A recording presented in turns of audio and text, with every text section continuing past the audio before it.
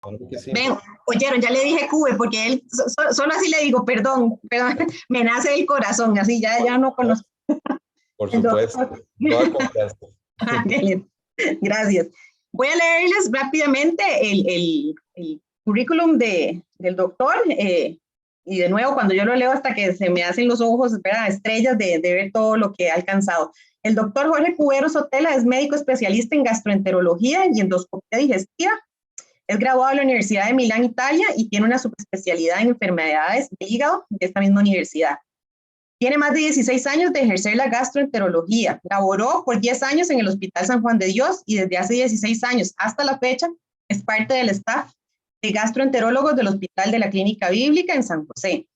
Actualmente, además de laborar en este centro médico, desde hace 6 meses fundó la Clínica de Enfermedades Digestivas Endogastro, localizada en Avenida Médica de Escazú. Justamente ese loguito que tiene por allá atrás el doctor. Creo que lo sigo en internet, ¿verdad? En Facebook se ve lindísima, de verdad que te felicito, se ve de punto y pues ya nos contarás entonces. Bueno, buenas tardes. Muy feliz, muy agradecido con mi amiga Mariela. De verdad que es un gusto, y de verdad que te agradezco muchísimo por haberme invitado esta tarde y a todo el honorable público que nos acompaña. Y bueno, espero que sea esto una charla amena donde podamos reconocer algunos padecimientos digestivos. Quiero decirles que estoy a las órdenes. Yo pues voy a hacerles una pequeña, un resumen básicamente que les he traído de una media hora. No quiero extenderme mucho porque quiero darles una media hora también a ustedes de preguntas. Me interesa mucho que ustedes pregunten en lo que yo les pueda pues esclarecer y ayudar. Estamos a la orden, si les parece. Perfecto. Perfecto, muy gracias. Bien, vamos entonces a comenzar. Voy a compartirles pantalla para iniciar con nuestra presentación. Un segundito. Vamos a ver, ¿ven ustedes ahí mi pantalla? Perfectamente. Bueno, perfecto. Como ven, me gusta Star Wars, entonces ahí ven los Yoda, ¿verdad? Ahí Vamos a vemos, ver. ajá, buenísimo, ahí la vemos perfecta. Ok, perfecto. Bueno, entonces vamos a hablar un poquito de las enfermedades digestivas en la persona, sobre todo que ya va alcanzando la sexta década de vida, ¿verdad? Ustedes se van a familiarizar con algunas de estas patologías o algunas de estas enfermedades porque pues obviamente no es que son exclusivas del adulto mayor, ¿verdad? Pues nos competen a todos, más sin embargo, pues este grupo etario definitivamente amerita un control especial, ¿verdad? Un seguimiento especial, puesto que algunas de estas patologías que vamos a ver de ahora en adelante, pues revisten más incidencia, más prevalencia en este grupo de edad. Entonces, bueno, vamos a comenzar. Y antes de comenzar a hablar de enfermedades, es muy importante que analicemos un poco los cambios que se van dando con la edad, sobre todo después de la quinta, sexta década de vida, a nivel del aparato digestivo. Entonces ahí les presento esta diapositiva donde vemos todo el tubo digestivo desde la boca hasta el recto y el ano, ¿verdad? Porque el tubo digestivo realmente la digestión empieza incluso en la boca, ¿verdad? Entonces, vamos a ir haciendo un resumencito muy rápido, ¿verdad?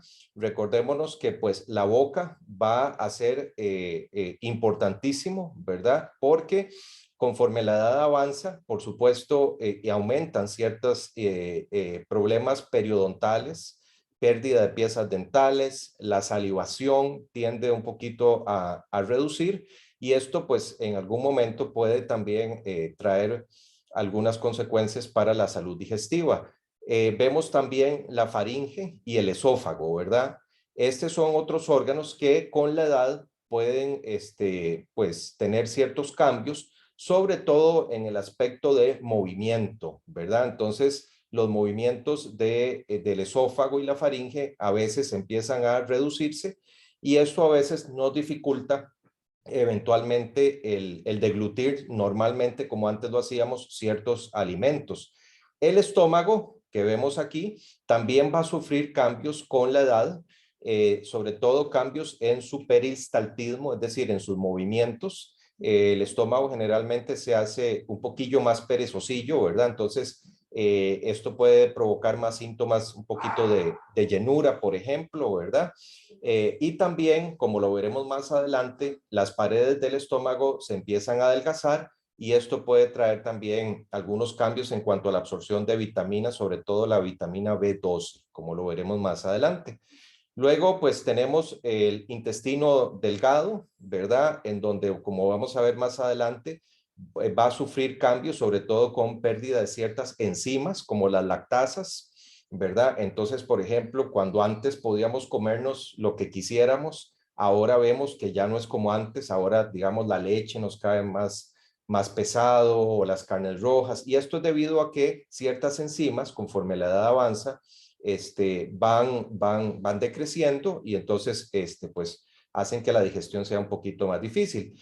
En el colon, que aquí lo tenemos, el intestino grueso, pues también van a haber ciertos cambios que básicamente son debidos a disminución de la motilidad de los movimientos intestinales. Se hace un colon más perezosillo y por eso es que la constipación o el estreñimiento van a tener mayor prevalencia generalmente después de la quinta, sexta década de vida. Y vamos a ver más adelante también algunos cambios en la vesícula biliar y el hígado, pero eso es así como a grosso modo para saber que pues con la edad, pues sí pueden haber ciertos cambios en el tubo digestivo. Ahora, he puesto aquí estos medicamentos porque esto tenemos que tomarlo muy en cuenta. No solo van a ser los cambios fisiológicos normales por la edad, ¿verdad?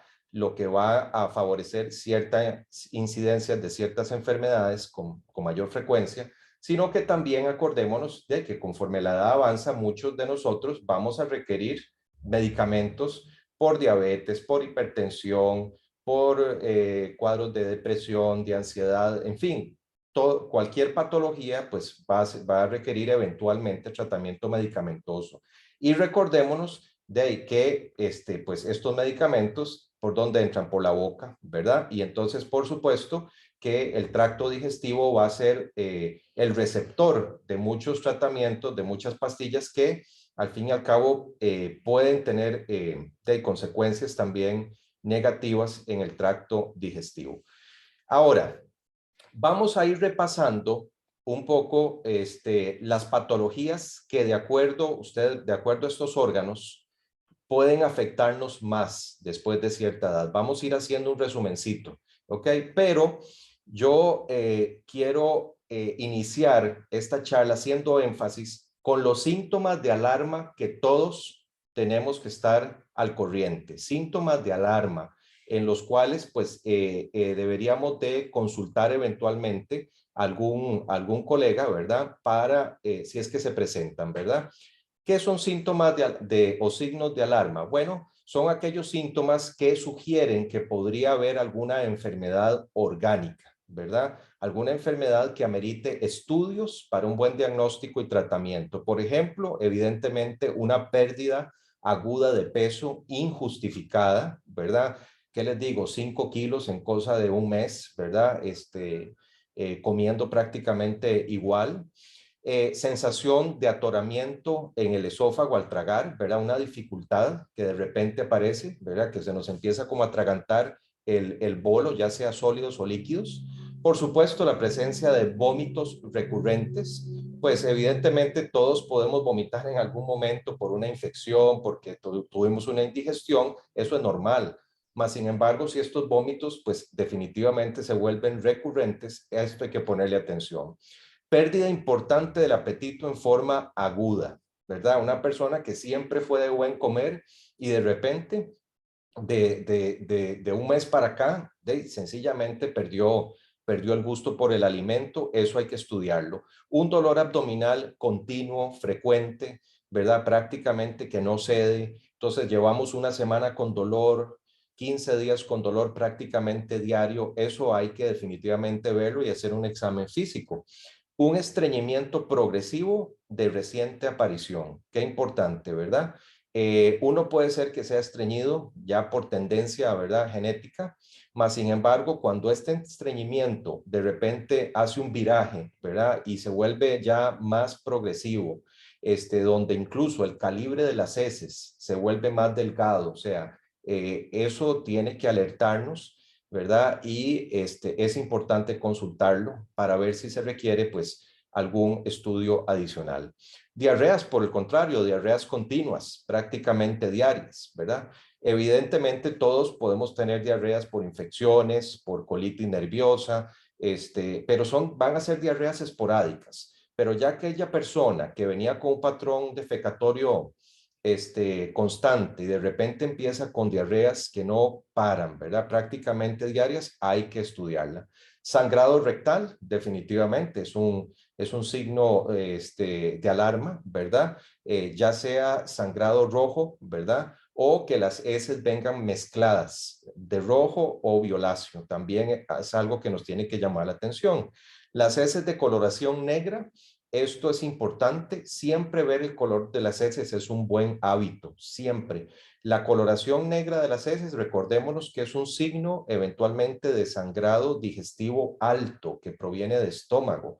Podría alertarnos de que hay una úlcera a nivel gástrico de intestino delgado que está provocando estos cambios. Y por supuesto, la anemia, sobre todo las anemias por carencia de hierro.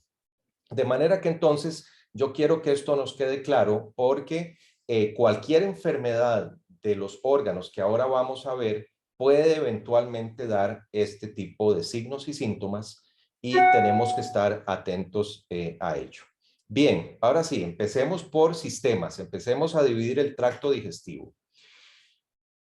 Cambios orales, entonces. Bueno, ¿qué cambios orales pueden afectar nuestra salud digestiva conforme la edad avanza? Bueno, definitivamente la pérdida de piezas dentales, ¿verdad? Conforme la edad avanza, se nos va debilitando definitivamente lo que es el hueso, ¿verdad? Las raíces de los dientes y bueno, no es infrecuente la pérdida de piezas dentales. Y esto es un problema importante a nivel de la salud digestiva, porque evidentemente esto va a afectar la masticación, ¿verdad? Y eso puede hacer que entonces empecemos a masticar inadecuadamente, a triturar adecuadamente el bolo alimenticio, provocando alteraciones como exceso de gas, ya que el tubo digestivo no puede digerir bien alimentos que no han sido bien triturados, entonces eso va a producir gas cólico, ¿verdad? Pero también cabe la posibilidad eventualmente, y lo he visto, ¿verdad?, en emergencias, que traguemos grandes bloques de carnes, ¿verdad?, ya sea blanca o roja, y se atoren en esófago, ¿verdad?, lo que se conoce como cuerpos extraños. He tenido que sacar, por medio de gastroscopía, trozos de chuleta, de pollo, de carne, pegados, atorados en esófago, porque, pues, lamentablemente la persona, pues, tenía pérdida de piezas dentales y se dificultaba eso. Enfermedad periodontal de las encías también, pues por supuesto eso va a traer dificultad a la hora de masticar. La menor salivación, recordémonos que esto no es tanto porque el adulto mayor salive menos, es que muchísimos medicamentos ansiolíticos, antidepresivos, antihipertensivos, pueden llevar, por ejemplo, anticolinérgicos como la buscapina, todo eso puede llevar a reducir la salivación, ¿verdad? Entonces, pues eso va también a traer consecuencias a la hora de tragar los alimentos.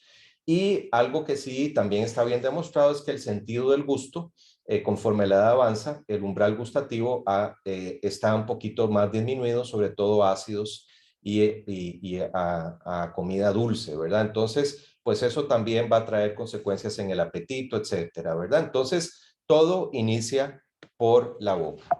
Vamos a pasar ahora al esófago, un órgano importante, ¿verdad? Conforme la edad avanza. Y les voy a explicar por qué. Vean, ven ahí la flechita, el mouse, ¿verdad? ¿Lo logramos ver? Sí, ok. Entonces, Perfecto. ok, perfecto. Vean, este es el esófago, este es el estómago, y quiero que notemos cómo aquí hay una división que es el diafragma, ¿ok? El diafragma es el músculo que divide el tórax del abdomen, ¿ok? Esto es muy importante porque el diafragma se inserta en la unión aquí, en la unión del estómago con el esófago, y sus ligamentos le dan soporte al estómago para que éste no se suba a tórax. ¿Lo ven? El esófago, recordemos que está en tórax. El estómago está en cavidad abdominal. Ahora bien, conforme la edad avanza, el diafragma puede eventualmente debilitarse en sus ligamentos, los cuales se vuelven laxos, ¿verdad? Y sobre todo si aumentamos un poquitillo de peso, porque aumentan las presiones intraabdominales. ¿Esto qué va a hacer? Que entonces el diafragma se debilite y fácilmente el estómago se vaya deslizando y se meta en tórax, se suba y favorezca esto que ven ustedes aquí, que es una hernia hiatal. La hernia hiatal es una lesión benigna en donde, repito, parte del estómago se deslizó y se metió en tórax. Esta. ¿Verdad? Y entonces, ¿qué es lo que sucede con eso? Que es una enfermedad muy frecuente después de la quinta, sexta década de vida, no es nada frecuente tenerla, y comporta el siguiente problema, y es que el diafragma le da soporte aquí a la unión del esófago con el estómago a un músculo que se llama esfínter esofágico inferior, o cardias, que es la valvulita que evita que el ácido que produce el estómago suba y queme el esófago. Lo que pasa entonces con la hernia hiatal es que ya el diafragma no le puede dar soporte al cardias o al esfínter. Entonces, por supuesto, eso queda abierto y nos va a exponer a ácido. Esta foto que ustedes ven aquí, ¿verdad? Es un buen ejemplo de la gravedad que puede llegar a producir una hernia hiatal, o el reflujo más bien por ácido, que puede llegar a quemar y a producir ulceraciones, como lo vemos aquí, esta capita blanca, a nivel del esófago. Pero no solo, sino también observen ustedes cómo puede llegar a cerrarnos el esófago e incluso la comida empezar a atorarse, ¿verdad? Entonces, pues es una enfermedad que tiene mayor prevalencia, ¿verdad? Conforme la edad avanza, ¿verdad? Y la otra cosa es que la salivación, como lo habíamos visto, disminuye, y la saliva es un protector contra el ácido, porque cuando uno traga saliva, lava el esófago. Entonces son dos aspectos que inciden un poco en que el adulto mayor tenga más probabilidad de tener reflujo gastroesofágico. Tenemos que estar atentos también a que síntomas como la dificultad al tragar, ¿verdad? Como que se nos pega la comida, no solo puede sugerir enfermedades por ácido, sino también esto que vemos aquí, que es un adenocarcinoma de esófago, ¿verdad? El cual es un tumor que generalmente tiene incidencia mayor después de la séptima década de vida, ¿verdad? Y que tiende a producir obstrucción, como lo vemos a este nivel. Bien, vamos a estómago. Aquí tenemos al estómago, ¿verdad? El estómago, que es esta bolsita que vemos aquí, es un reservorio de comida. Su función, por supuesto, es producir ácido para empezar la digestión de alimentos, así como protegernos contra bacterias, virus, parásitos que entren una vez que deglutimos el alimento. Además, en el estómago se produce una proteína que se llama factor intrínseco, que es una proteína necesaria para absorber la vitamina B12. Tan importante esta vitamina, la B12.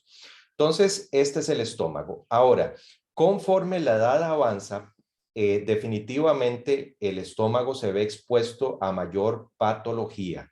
¿Cuáles? Por ejemplo, bueno, por ejemplo, lo que vemos aquí, esto es una úlcera, claramente por ácido, ¿verdad? Muy frecuente. Recordémonos que después de la sexta década de vida, la posibilidad de úlcera por ácido se va incluso a triplicar, ¿verdad? Y esto tiene varias explicaciones, ¿verdad? Número uno, conforme la edad avanza, una capa de gel de moco que nosotros tenemos, que hace un revestimiento, aquí no se ve, eso es microscópico, va a ir disminuyendo, se va a ir reduciendo. Entonces esto nos expone más al ácido, ¿verdad? Queda un poquito más desprotegido. Pero por supuesto también lo que hablamos al inicio, los medicamentos, ¿verdad? Muchas veces medicamentos antiinflamatorios que necesitamos, tipo ibuprofeno, sulindaco, Arcoxia, ¿verdad? Enantium, ese tipo de productos que son muy buenos como antiinflamatorios, pero pueden ser muy lesivos para la mucosa del estómago. Y la aspirina, que pues muchos de nosotros tendremos que tomar con fines preventivos desde el punto de vista cardiovascular, pues es un producto que también produce en un porcentaje no despreciable enfermedad ulceropéptica, y esto se ve más en el adulto mayor. La particularidad que la enfermedad ulcerosa tiene en el adulto mayor es que da menos síntomas, mucho menos síntomas que en la persona más joven. Es decir, por ejemplo, muchas veces un paciente adulto mayor no tuvo síntomas de dolor, ni náusea, ni ardor, y se presentó al hospital porque empezó a defecar negro debido a un sangrado digestivo, ¿verdad?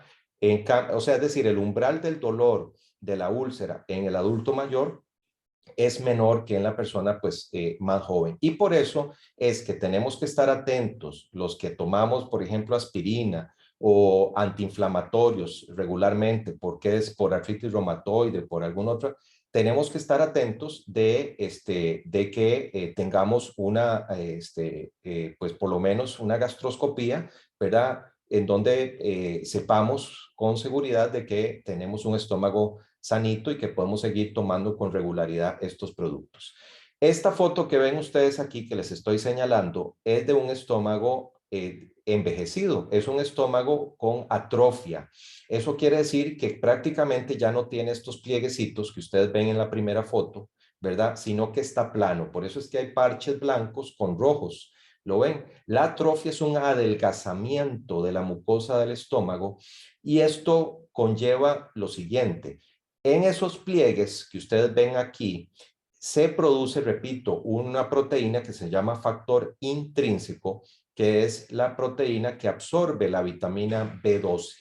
Entonces, conforme la edad avanza y se produce atrofia gástrica, muchos pacientes podrían tener deficiencia de vitamina B12. Y esto puede traer consecuencias no solo como anemia, sino también consecuencias neurológicas. Por lo tanto, es importante entre la quinta, sexta década de vida en adelante, eventualmente valorar los niveles de vitamina B12 por lo menos una vez al año, ¿verdad? Sobre todo si se nos hace una gastroscopía y se nos detecta que hay atrofia de la mucosa del estómago.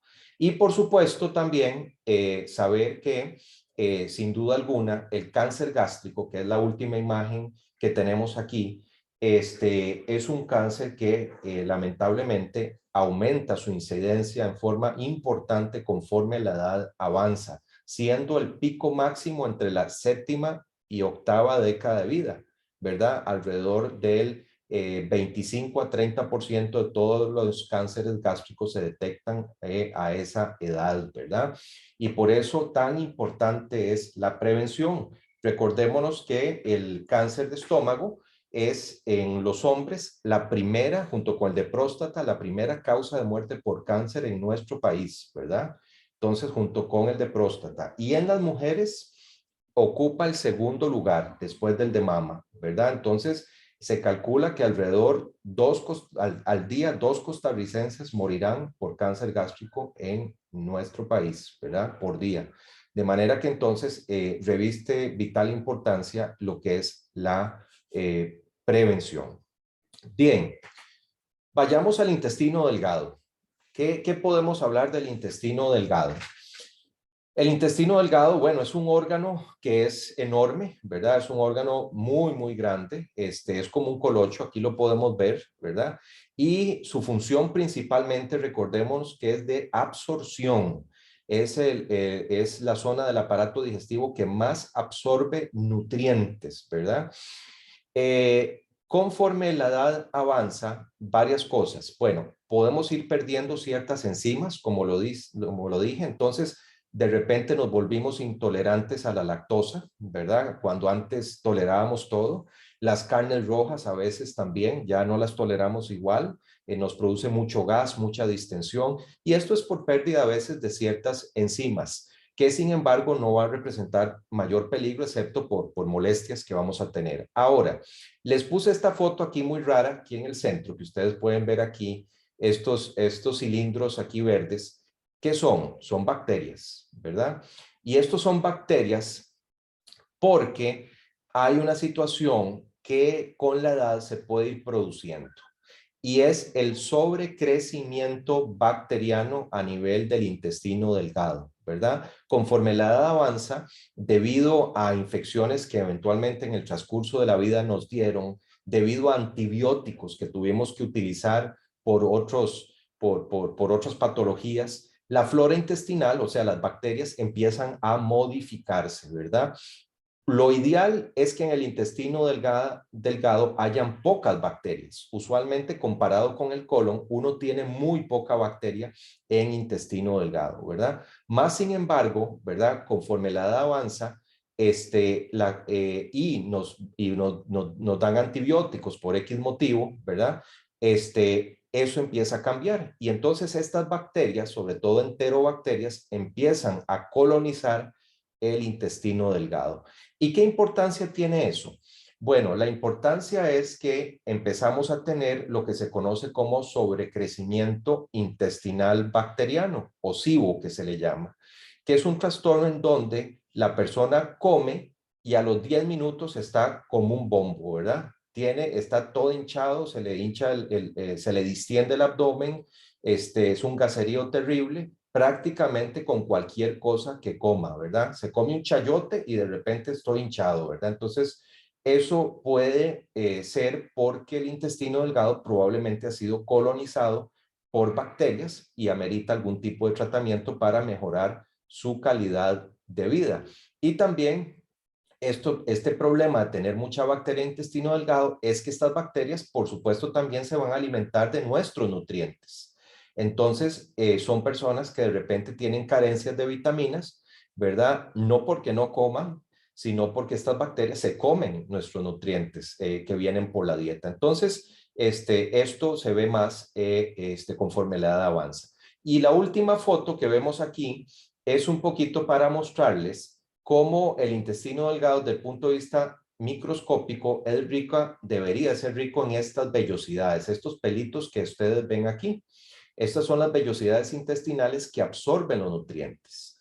Y siempre hay que tener en cuenta que la enfermedad celíaca es una enfermedad que puede afectar a personas de cualquier grupo de edad, de cualquier grupo etario, desde niños hasta adultos mayores. Tuve el caso de una señora de 82 años, aunque ustedes no lo crean, que se comía un pan baguette, ¿verdad? Todas las semanas y nada le pasaba. Y llegó a los 80 años y empezó a tener diarreas terribles, ¿verdad? Y le hicimos la biopsia de intestino delgado y era así, lo que ustedes ven aquí, plano, plano, no tenía vellosidades y resulta que siempre tuvo la predisposición genética a la enfermedad, pero no se le manifestó hasta la octava década de vida, ¿verdad? Entonces, ¿qué pasa? Son personas que empiezan con diarreas tremendas, pérdidas de peso, caída de cabello abrupta, bueno, en fin, una serie de síntomas que puede dar la malabsorción intestinal de nutrientes que produce la enfermedad celíaca. Entonces, tenemos que estar atentos a todos esos síntomas. Pasemos al colon o intestino grueso. El colon es un órgano, bueno, importantísimo. Es un órgano que no es tan grande como el intestino delgado, mide alrededor de 1,30 m, 1,40 m. Es el órgano responsable de absorber el agua, ¿verdad? Para que nosotros podamos ir sólido al baño. Uno va sólido al baño gracias al colon, que es el órgano responsable de absorber la mayor cantidad de agua y absorber y así solidificar las heces, ¿verdad? En el colon van a pasar ciertas cosas conforme la edad avanza, ¿verdad? Primero que los movimientos intestinales puede ser que se vayan reduciendo, se vuelve un colon más perezosillo. Y esto es porque los estímulos nerviosos de las neuronas que están dentro de los intestinos van siendo menores conforme la edad avanza. Pero también por motivos ambientales, ¿verdad? Por ejemplo, algún impedimento para hacer actividad física, el caminar, ¿verdad? Que ustedes saben que ayuda a movilizar el intestino, o ciertas dietas ricas en fibra que a veces las dejamos de lado porque nos caen pesado o X cosa, ¿verdad? Entonces, los trastornos digestivos del colon los voy a dividir en dos: los trastornos digestivos funcionales y los trastornos digestivos orgánicos. Los trastornos digestivos funcionales, yo sé que muchos de ustedes se familiarizarán con este nombre, incluyen, por supuesto, el síndrome del intestino irritable, que es un trastorno completamente benigno, tiene un trasfondo genético muy hereditario, en donde el tubo digestivo empieza a hacer contracción, sobre todo el colon, empieza a hacer contracciones violentas llamadas espasmos, lo cual genera dolor, hace que uno retenga gas, uno se hinche, se distienda, se abombe y puede alterar el patrón de defecación también, ya sea hacia diarrea en algunos pacientes, ya sea hacia estreñimiento en otros pacientes o mixto. Es decir, hay grupos que van a tener 3 días de diarrea, luego se estreñen 2 días y así, ¿verdad? Si uno hace una colonoscopía aquí, ¿verdad? Para ver qué está pasando, uno va a encontrar todo normal, puesto que el intestino irritable es un trastorno funcional, mecánico, son puras contracciones, me explico, no es una lesión de la mucosa como tal, ¿verdad? Y va muy asociado a la parte emocional como factor de riesgo número 1 para activar las crisis. El estreñimiento funcional es otro trastorno funcional frecuentísimo, ¿verdad? Alrededor de 6 veces más frecuente después de la 6ª década de vida. Y como lo hablamos, esto se debe pues ya a motivos funcionales neuronales, pero también a inactividad física y cambios dietéticos, ¿verdad? Esto es otra cosa, que el estreñimiento funcional altera terriblemente la calidad de vida de nuestros pacientes. Ahora, pasemos a los trastornos orgánicos. Qué importante, ¿verdad? Entonces, hay numerosos trastornos orgánicos. Sin embargo, me voy a enfocar en lo que más uno ve en la consulta, por supuesto, ¿verdad?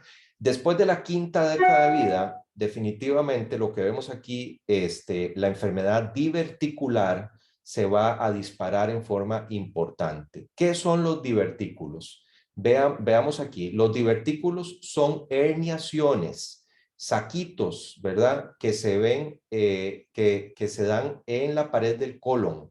¿Por qué se dan? Por debilidad de la capa muscular del colon. Ustedes saben que el colon contiene presión, es un tubo al fin y al cabo, y todo tubo que tiene un lumen, ¿verdad? Y que tiene contenido adentro va a manejar presiones por principios físicos. Pues resulta que conforme la edad avanza, la tonicidad de una capita que está aquí muscular se va disminuyendo y entonces las presiones ejercen presión positiva hacia afuera y entonces generan estas protrusiones, estas herniaciones que son conocidas como divertículos. Aquí podemos verlo, ¿verdad? ¿Cuál es la particularidad de los divertículos? Bueno, que al ser saquitos se le puede introducir heces, ¿verdad? Aquí se pueden meter heces y las heces que contienen cientos de millones de bacterias. Y toda sustancia que en el cuerpo no circule y se quede atorada, ¿qué pasa? Se puede infectar el tejido, ¿verdad? Entonces, ¿qué sucede? Que estas bacterias empiezan a infectar la mucosa y pueden provocar varias cosas, o una diverticulitis aguda, ¿verdad? Una diverticulitis aguda o incluso una perforación del divertículo con peritonitis, y eso por supuesto es una emergencia, ¿verdad? La otra complicación que se dan en los divertículos es que a veces, como la pared se vuelve más delgada, un vasito se puede salir, un vaso sanguíneo, sobre todo arterial, y empieza a haber sangrados diverticulares, ¿verdad? Puede haber sangrados. De manera que entonces, esas son complicaciones que se pueden dar en los divertículos. Ahora, les doy la buena noticia, que eso prácticamente solo en un 10% de los pacientes se va a dar. el 80-90% de las personas con divertículos nunca van a presentar pues, mayores problemas, pero tenemos que estar atentos siempre, ¿verdad? Por supuesto, pólipos, ¿verdad? Aquí lo vemos, que son tumoraciones benignas a nivel del colon y en recto. Podemos verlo, ¿verdad? Esto es una lesión aún benigna, es un adenoma, y representan lesiones que después de la quinta, sexta década de vida definitivamente se disparan con respecto a otros grupos etarios, ¿verdad? Son lesiones que no dan generalmente síntomas, ¿verdad? A menos de que estén, por ejemplo, cerca del recto y sangren, como este, por ejemplo, entonces uno va a haber sangrado, pero cuando esto está muy adentro del colon, esto no da absolutamente ningún síntoma. Y de aquí la importancia de la prevención, ¿verdad? De la prevención. Después de la quinta década de vida, toda persona idealmente, ¿verdad? Entre los 45 y 50 años en adelante, debería de hacer algún tipo de estudio, principalmente la colonoscopía para detectar estas lesiones y resecarlas sin necesidad de cirugía, sino por medio de la misma colonoscopía y por medio de la polipectomía. Porque no queremos llegar a esto, que es la última foto que tenemos aquí, que ya esto, por supuesto, es un adenocarcinoma de colon, en donde, como ustedes pueden ver, prácticamente no deja paso, está cerrando el lumen intestinal y pues no es lo mismo recortar esto, resecar esto, a tener que eventualmente resecar ya todo un segmento de intestino con la posibilidad de que lamentablemente haya algún grado incluso ya de metástasis a otro órgano, ¿verdad? Son enfermedades que en la mayoría de los casos son preventivas, ¿verdad? Y eso es el mensaje importante. Pero vean cómo seguimos, porque el recto y el canal anal también son parte importante de las patologías que tenemos que estar atentos, ¿verdad? Aquí tenemos el recto, que es un órgano que mide aproximadamente unos 15 centímetros hasta unirse con el colon, ¿verdad? El recto, quiero aquí que notemos varias cosas en la anatomía rectal. Número uno, vean, esto es músculo, ¿ven? Esto es músculo y este es el canal anal. Y esto es músculo que se inserta a nivel un poco del recto y a nivel del canal anal. ¿Por qué hago referencia a estos músculos? Porque estos músculos son necesarios para la adecuada continencia fecal, para la defecación, ¿verdad? Y conforme la edad avanza, muchas veces, sobre todo se ve más en el sexo femenino debido a múltiples partos, por ejemplo, o cistoceles, es decir, cuando la vejiga se baja, estos músculos se van debilitando, ¿verdad? Y entonces eso va a producir una disfunción del piso pélvico que se le llama, ¿verdad? Con la probabilidad de incontinencia fecal. Muchas veces hay pacientes que refieren o consultan por diarrea y realmente no es diarrea. El problema más que todo va por incontinencia de estos músculos y eventualmente hay medidas para fortalecerlos. Pero también quiero ver en anatomía rectal cómo hay estas estructuras azulitas que ven ustedes aquí. ¿Qué son estos? Es el plexo hemorroidal, ¿verdad? Estos son venitas que todos tenemos a este nivel, ¿verdad? Y que debido a las presiones nuevamente que ejerce el recto, que son muchas, ¿verdad? Pues se pueden eventualmente dilatar y dar estas lesiones de abajo que ustedes ven aquí, que son las famosas hemorroides, que se dividen en internas y externas, ¿verdad? Las externas, pues generalmente uno las va a ver o las va a palpar, ¿verdad? Y duelen las externas. Pueden doler sobre todo cuando se les forma un coágulo o trombo. Las internas, por lo general, lo que hacen es que sangran, ¿verdad? Y a veces sangran en forma importante, ¿verdad? Entonces, definitivamente la enfermedad hemorroidal es alrededor de 8 veces más después de la sexta década de vida debido a todas estas consideraciones, sobre todo al estreñimiento, que es el factor de riesgo número 1 para la enfermedad hemorroidal. Pero también tenemos que estar atentos, por supuesto, porque el adenocarcinoma de recto es otra lesión tumoral frecuente, ¿verdad? No tan frecuente como la del colon. Uno diría que es el mismo órgano, pero no, ¿verdad? Es un poco menos frecuente el cáncer de recto que el de colon, más sin embargo tenemos que estar atentos. Todo sangrado rectal, ¿verdad? Toda sensación de pujo, por ejemplo, de sensación de que uno va al baño y queda como una evacuación incompleta, como que uno quiere seguir dando del cuerpo, pero no puede. O mucosidad que salga frecuentemente, ¿verdad? A nivel de las heces en cada posición, tiene que hacernos, no debe alertar de que debemos consultar eventualmente, ¿verdad? Bien, no puedo dejar de lado, por supuesto, porque es parte del tubo digestivo, a este señor que ven ustedes aquí, que es el famoso hígado, ¿verdad? El hígado es un órgano importantísimo, ¿verdad?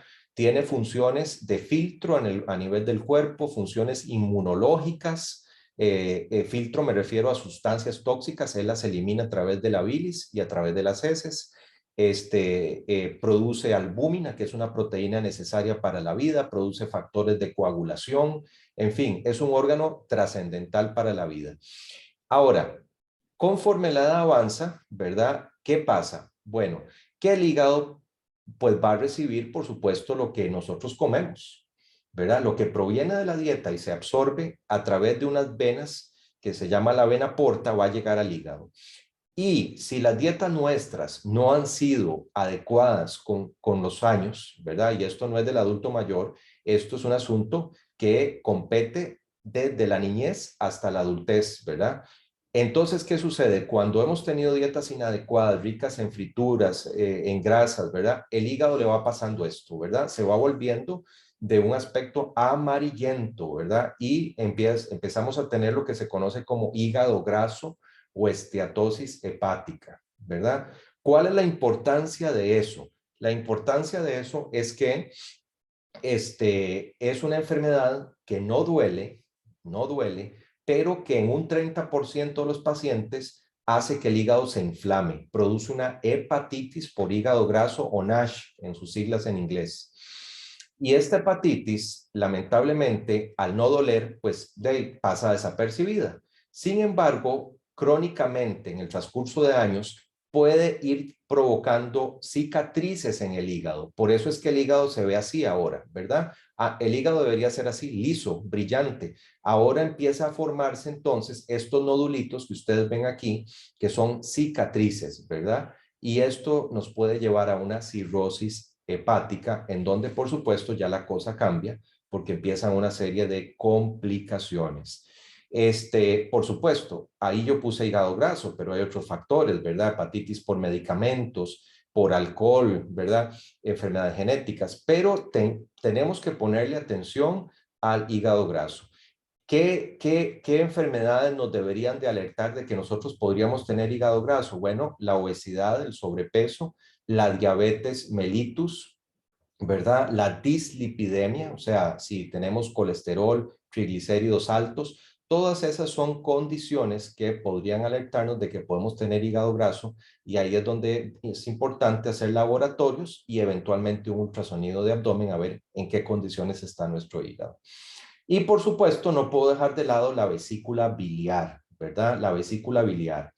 Conforme la edad avanza, la bilis tiende a ser un poquito más espesa y además la vesícula se mueve menos. Acordémonos que la vesícula biliar es una bolsita que lo que hace es que es un reservorio de bilis, de ese pigmento, ese líquido amarillento verdoso que es necesario para la absorción de las grasas.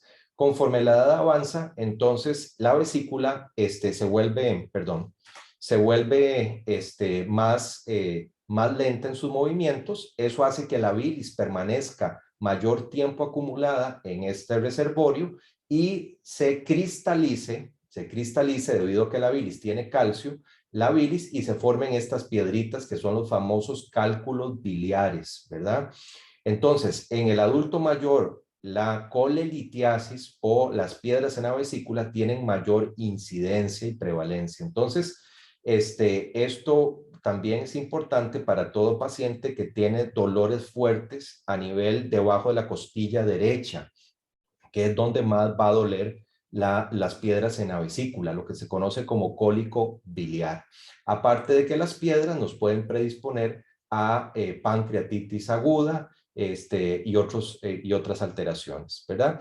Entonces es importante también tener en cuenta este aspecto. Y no quiero terminar un poco este resumen sin antes hacer un poquito énfasis en esto, en el aspecto psicológico. Y es que conforme la edad avanza, muchas veces, pues esto no es, evidentemente, yo creo que la depresión y la ansiedad es algo que atañe desde niños hasta, pues, hasta ancianos, ¿verdad? Todos tenemos que ver con este aspecto y creo que todos en algún momento de la vida, pues de alguna u otra forma nos hemos visto expuestos, pero sin duda alguna la vejez representa un reto en la parte psicológica, ¿verdad?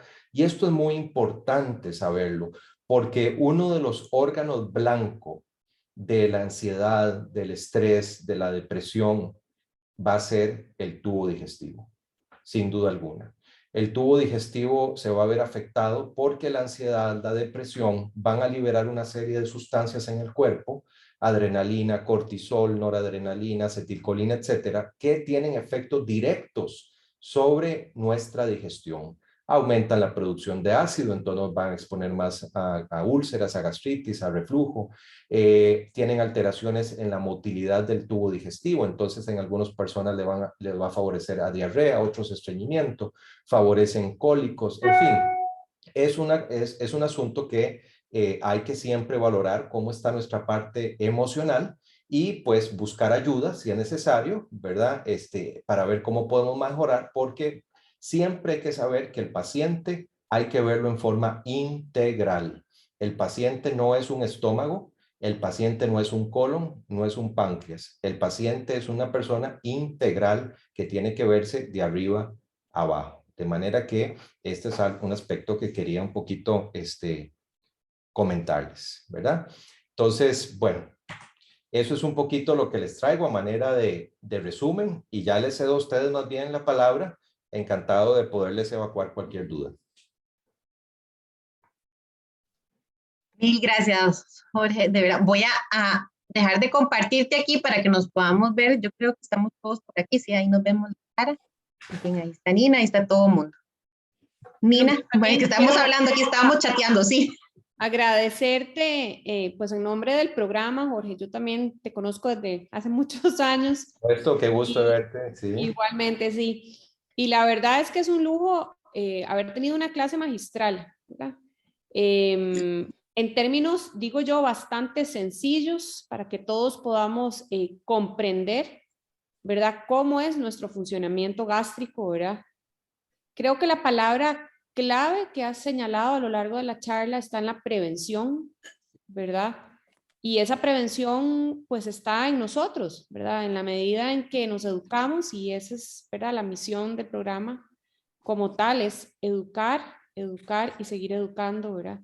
Y eso es lo que has hecho con nosotros, ¿verdad? Esta hora que nos has pues dado la oportunidad de poderte escuchar.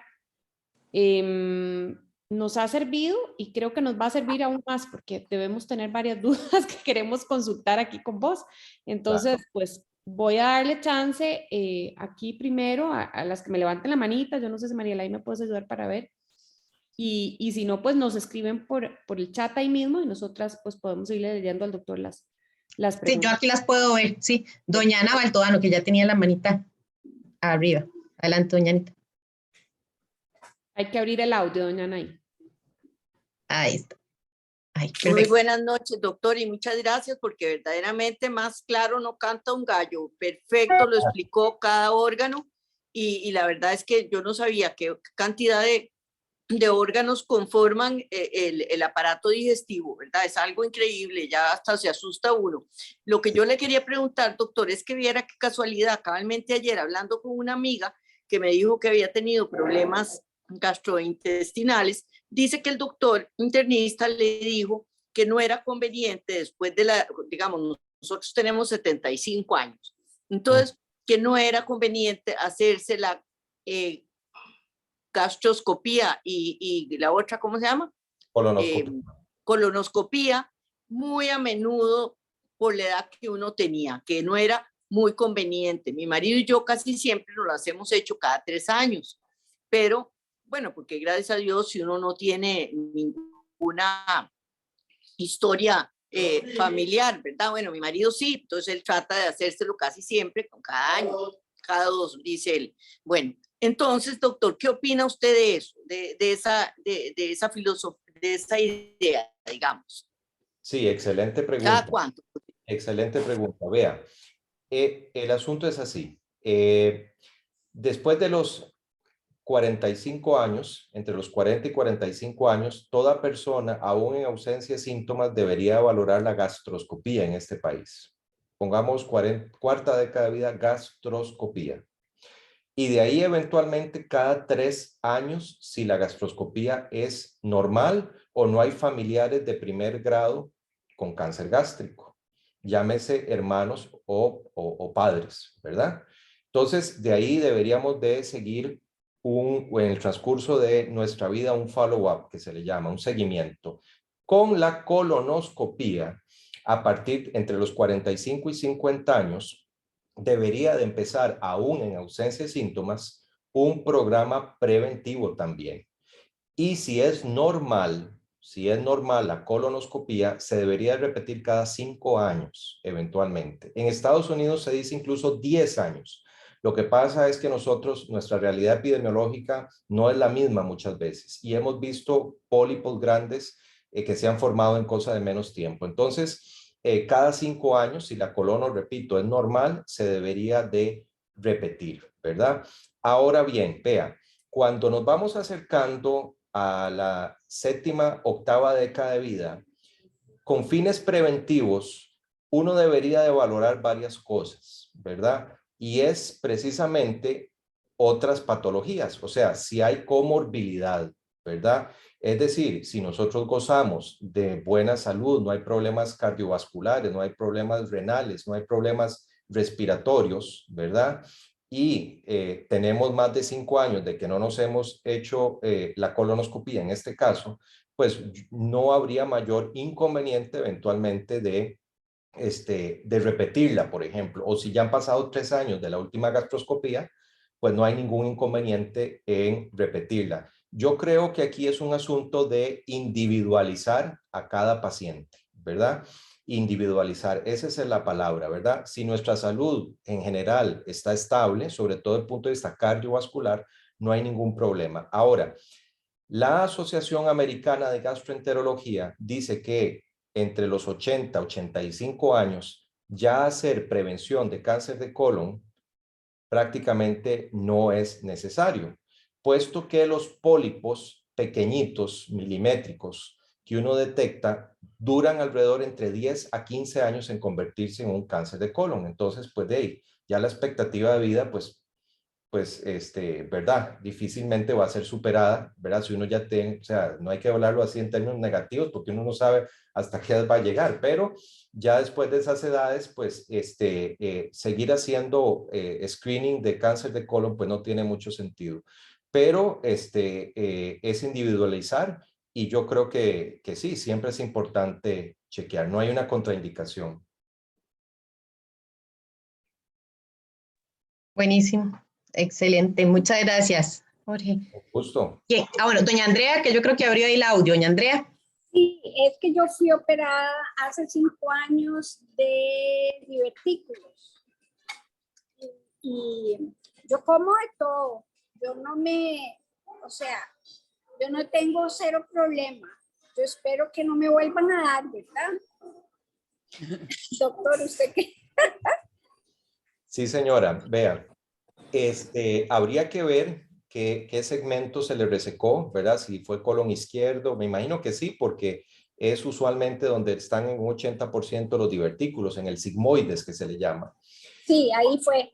Ok, perfecto. Entonces, la persona que es operada de colon sigmoides, la ventaja es que se le hace una anastomosis entre el recto y el colon descendente, en donde prácticamente la fisiología del colon queda completamente preservada, con la ventaja de que ya no tiene divertículos. Esa es la ventaja de la cirugía, porque se cura, ¿verdad?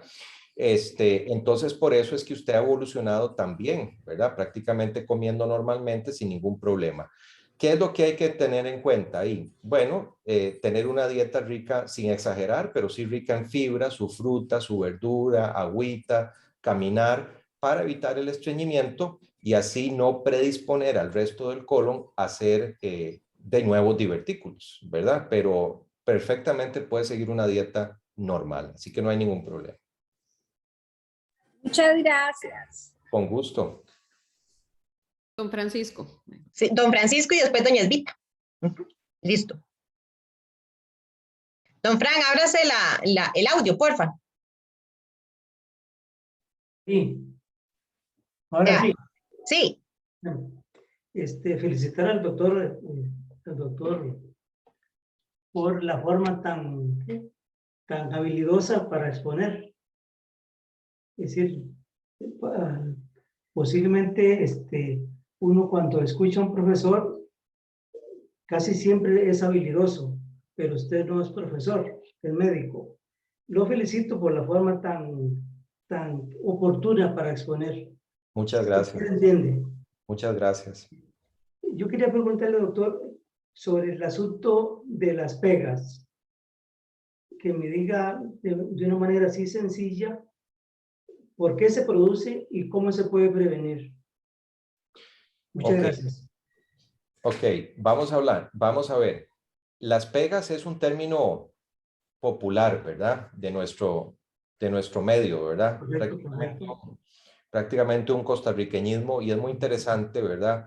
La gente, mire, si usted supiera a lo que le llama pega, ¿verdad? A veces son náuseas, a veces es estreñimiento, a veces es indigestión, distensión, ¿verdad? Y la gente muchas veces buscan que le soben el antebrazo. Ustedes han visto, ¿verdad? Para las pegas, ¿verdad? Usted, más bien yo le hago la pregunta a usted, ¿verdad? ¿Qué es lo que usted entiende por pega? La pega es básicamente, digamos, yo la detecto cuando existe un malestar estomacal o malestar digestivo, que en ocasiones se produce una especie de dolor general y las heces son líquidas o más o menos líquidas.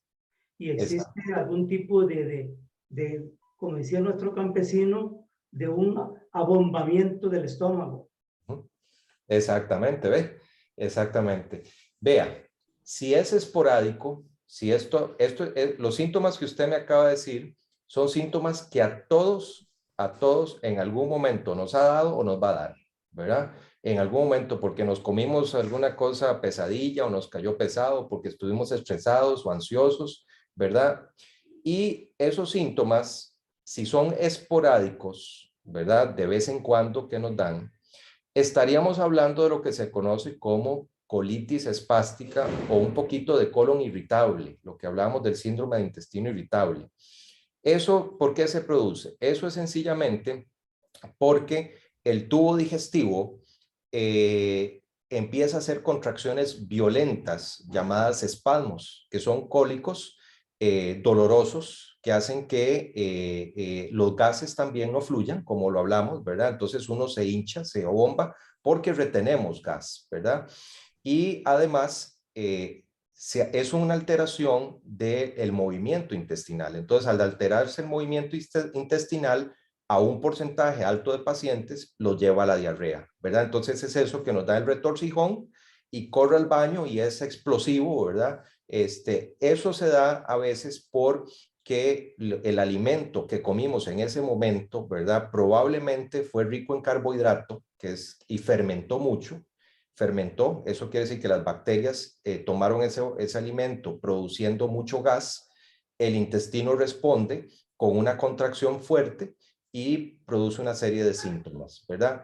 Esos son síntomas que se pueden mejorar o atacar con antiespasmódicos, con ciertos medicamentos y que no deberían de representar mayor peligro, ¿verdad? Entonces, es por una indigestión de alimentos. Lo que hay que hacer ahí es identificar, sobre todo, si es que nos han dado ese tipo de síntomas, cuáles son los alimentos que con mayor frecuencia nos llevan a estos síntomas, ¿verdad?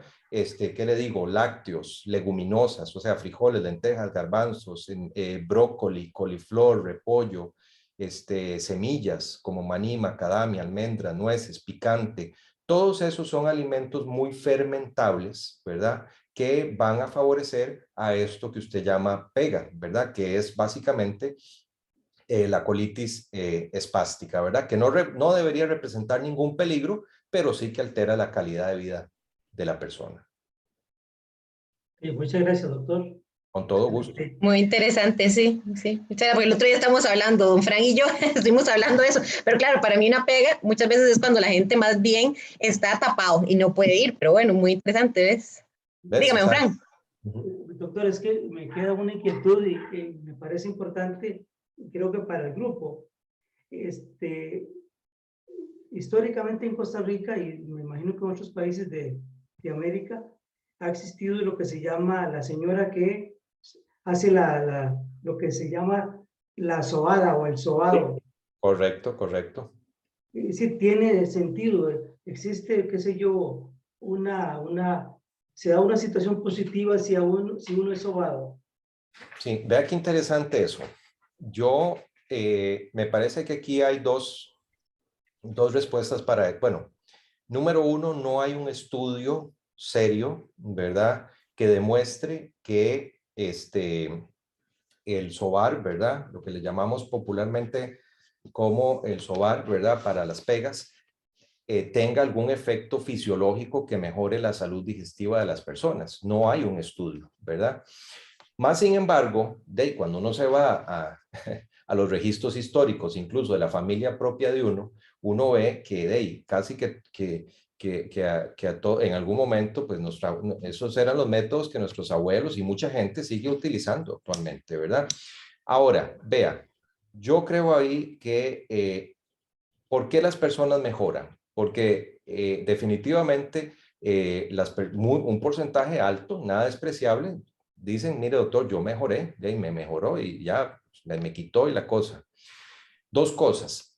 Número uno, recordémonos que la mente juega un papel trascendental en la parte digestiva, ¿verdad? Permítame un segundo para cerrar la puerta. Un segundito. No te preocupes. Gracias, más bien. La mente juega un papel trascendental en la parte digestiva. Y si usted siente que le están pues haciendo algo que le va a mejorar la salud digestiva, créame que eventualmente le puede ayudar, ¿verdad? Es decir, estamos hablando que eventualmente puede haber un efecto placebo, que se le llama, ¿verdad? En todo esto. Pero también usted recuérdese que cuando usted le soban, le provocan una compresión intensa a nivel muscular, incluso pues a veces incluso dolorosa. Y eso puede estimular lo que se conoce como un reflejo vasovagal, es decir, estimula el nervio vago, que de vago no tiene nada, ¿verdad?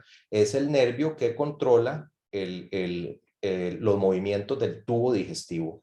Entonces, yo pienso, bueno, y esto es más o menos lo que entre colegas hemos hablado a nivel de la Asociación de Gastroenterólogos, que hay un reflejo vasovagal que se estimula, que hace que el intestino eventualmente se empiece a movilizar, ¿verdad? Y entonces esto podría eventualmente tener ciertos beneficios en estos pacientes. Entonces, placebo por la parte mental, pero también probablemente un reflejo vasovagal al compresionar los músculos.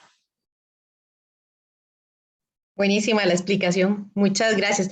No sé si doña Esvita es la que teníamos. Sí, doña Esvita, díganos. Y bueno, y después estaba don Jorge, pero bueno, doña Esvita, cuéntenos. Buenas tardes, doctor. Muchas gracias por la charla. Un placer, señora. Mucho gusto. Viera que la geriatra a mí me mandó una serie de exámenes y entre ellos está la vitamina B12. Y está en letra roja la información porque se sale del rango de que debe manejar esa vitamina B12. Yo la tengo en 199.8. La geriatra en este momento no puede atender hasta diciembre. Y la verdad es que estoy preocupada. Sí.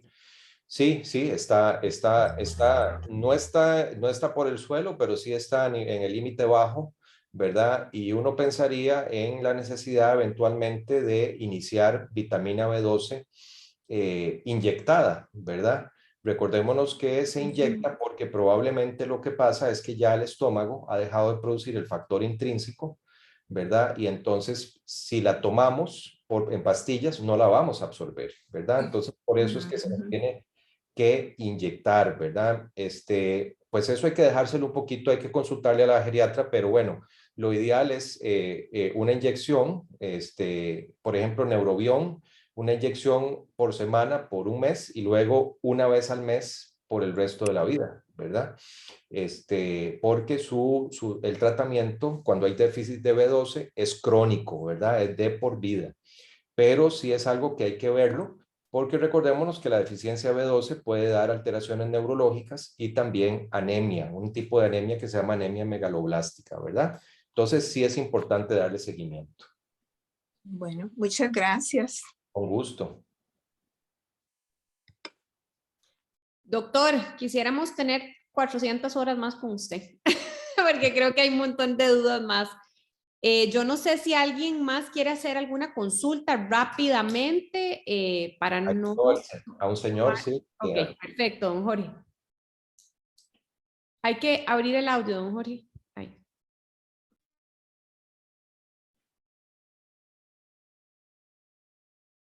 No, silencio. ¿Ya me oyen? Sí. Sí, señor. Perfecto. Ya. Sí. Muchas gracias por la charla, excelente, lo felicito. Usted inspira seguridad. Gracias, muy amable. Yo desde hace muchos años me hago gastroscopías, colonoscopías, porque mi papá murió de cáncer de colon y le salió a una temprana edad, como 55, 60 años, empezó a tener problemas, le operaron 2 veces, le cortaron partes del intestino o del colon y eventualmente murió de eso, pero duró 20 años más. Bueno, entonces por esa razón yo me los hago y ahí está bien dentro de lo razonable y dentro de la edad mía. Entonces pues ya me toca volver y lo seguiré haciendo. Pero tengo una hernia hiatal y antes me molestaba y ahora hace tiempo ni me acuerdo, pero ahí está, porque yo sé que está ahí porque tengo incluso una pequeña pelotita aquí. ¿Qué pasa con eso? Bueno, vea, la hernia hiatal, usted se refiere que tiene una pelotita que siente en el tórax, ¿verdad? Sí. Aquí. Ok. Sí, aquí. Sí, señor. Vea, eso no es la hernia hiatal, ¿verdad? Porque la hernia hiatal no se palpa. La hernia hiatal se diagnostica o por métodos radiológicos o por gastroscopía, ¿verdad?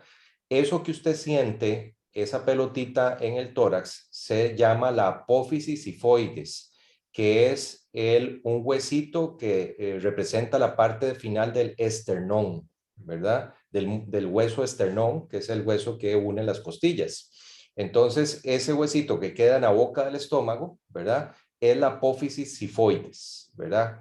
Entonces, eso no representa ningún peligro, ¿verdad? Y no es la hernia hiatal, puesto que no se palpa, ¿verdad? Hay otras hernias que sí se palpan, pero no la hiatal. Si la hernia hiatal no le da síntomas, ¿qué síntoma da la hernia hiatal? Reflujo, ¿verdad? Básicamente reflujo gastroesofágico, es decir, sensación de que sube algo que quema, que arde, eructación, regurgito, tos seca en la noche, sobre todo una tos necia seca. Si no hay esos síntomas, pues no requiere mayor tratamiento, excepto pues mantener un buen peso y buenos hábitos alimenticios. Sí, yo digo que esa es la hernia hiatal porque me lo toco eso, pero no. A mí ya me la diagnosticaron hace mucho tiempo y ahí está. Y yo antes tenía reflujo, pero ya no tengo. Se me ha ido quitando con los años, tanto por la dieta como por esomeprazol que tomo. No lo tomo regularmente, pero cuando siento alguna agrura que me sube, me tomo una de esas de 20 y ya se me quita. Excelente. Muchas gracias. Excelente. No, con mucho gusto. Una última preguntita, doctor. Señora. Dígame una cosa, doctor, ¿qué opina usted de los miomas? Es que ahora que usted mencionó tantas partes que tenemos digestivas del sistema digestivo, a mí usted sabe que me encontraron unas miomas que yo tengo en el hígado. ¿Y esos miomas qué hacen? ¿Qué es lo que es? Bueno, probablemente, vamos a ver, probablemente no sean miomas, ¿verdad? Porque el hígado no produce, los miomas son sobre todo en útero, ¿verdad? O recordémonos que la palabra mioma viene de músculo, ¿verdad? Entonces tienen que ser órganos que tengan músculo o tejido muscular, por ejemplo en útero. Probablemente lo que le encontraron en hígado son hemangiomas, ¿verdad? Los hemangiomas son... Eso, tiene razón. ¿Sí? Hemangiomas, sí. Hemangiomas. ¿Qué son esos? Los hemangiomas son tumorcitos benignos de capilares sanguíneos de etiología congénita, es decir, uno nace con cierta predisposición, ¿verdad? A hacerlos, ¿verdad? Y son lesiones vasculares completamente benignas, ¿verdad? Que generalmente a veces aumentan conforme la edad avanza. Son más frecuentes después de la sexta década de vida por estímulo hormonal.